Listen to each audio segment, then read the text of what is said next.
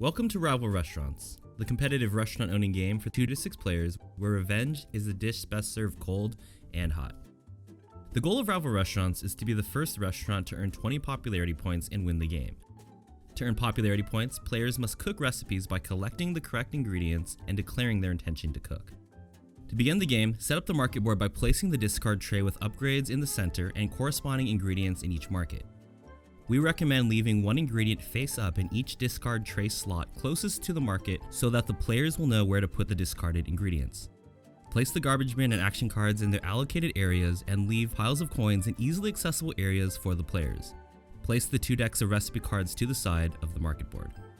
Give each player a restaurant with a unique set of level up bonuses and a chef, each with a unique power. Chefs must use their powers during the phase specified on their chef card. Also, pass out a popularity point slider, movement wheel, an action card, and a cost guide. Next, give each player one basic recipe and one gourmet recipe along with one random ingredient from every market except the mystery mart. The player's restaurant board must be organized as so, with all ingredients and recipes clearly visible to all players. When you get the ingredients you're looking for, they must be placed next to the corresponding recipe so that everyone can see. Place extra ingredients off to the side, face up. Now let's talk about turn order. Each turn or day is composed of 3 phases, during which all players participate. The 3 phases of each day are Money and Move, Buy and Barter, and Cook and Counter. Our first phase is Money and Move. This phase is not timed. During Money and Move, players get income for that day, which starts at $300, and to then decide where they want to move. For this example, you still need scallions and poultry. You scan the board and decide to go for poultry. To move there, you must point the arrow on the movement wheel to that location. You can only go to 1 location per day, so choose wisely. Once the timer is up, all players reveal their movement wheel and move their chef to that location. If you're going to a market, you must put your chef on the ingredient you want most. Our second phase is Buy and Barter. During Buy and Barter, players get 1 minute to do as much buying and bartering as they can. Let's begin by talking about buying. There are 6 different markets that each sell different ingredients. If a player is at a market, they can choose to buy face-up ingredients off the counter, or they can buy random face-down ingredients off the shelf. Do not restock counters until the next phase. So what happens if multiple chefs are placed on the same ingredient? Once Buy and Barter begins, these chefs must engage in a bidding war, while play continues as normal for all other players. Those in the bidding war must drive up the price until only one person is willing to pay. If there is a tie or no decision is reached by the end of this phase, then no one gets that ingredient. Now let's talk about the Mystery Mart and all the crazy stuff it sells. Alien goo. Use this in place of any ingredient when you cook.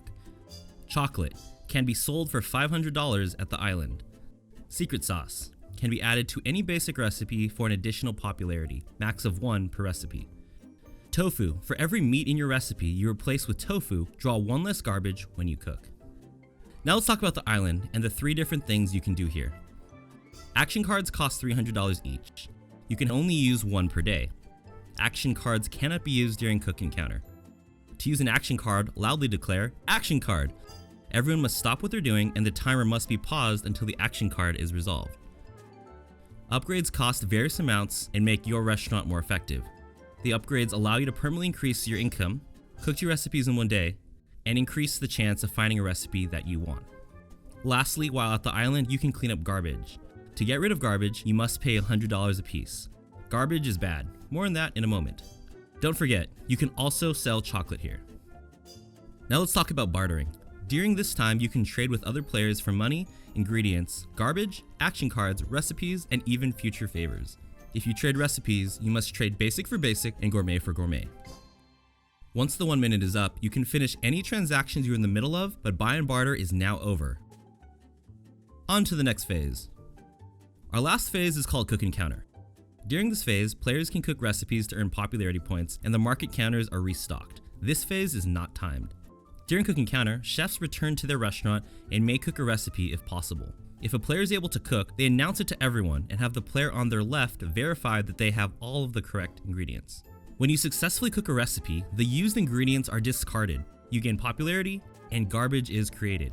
Slide the cooked recipe under the restaurant and replace with a new recipe, a basic for a basic and a gourmet for a gourmet.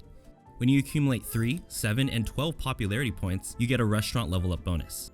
These bonuses must be used immediately unless it says from now on.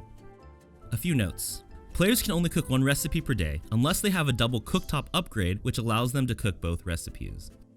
If there is any garbage in your restaurant when you cook, any recipes you cook are worth 1 less popularity per garbage. If you're able to cook a recipe that is the same cuisine as your restaurant, you get 1 additional popularity. After you're done cooking, it's time to restock the market counters. If there's still an ingredient in the rightmost counter on any market, it expires and must be discarded. All remaining counter ingredients slide all the way to the right, filling in all available space. Shelf cards are then drawn to fill in all available space on the counter. If you run out of shelf ingredients, take the discard pile, shuffle it, and place it back on the shelf. After cooking counter, as soon as players are ready, you start a new day beginning with a new money and move. Rinse and repeat until someone wins. Well, that's it. You now have everything you need to know to play Ravel Restaurants. Have fun cooking!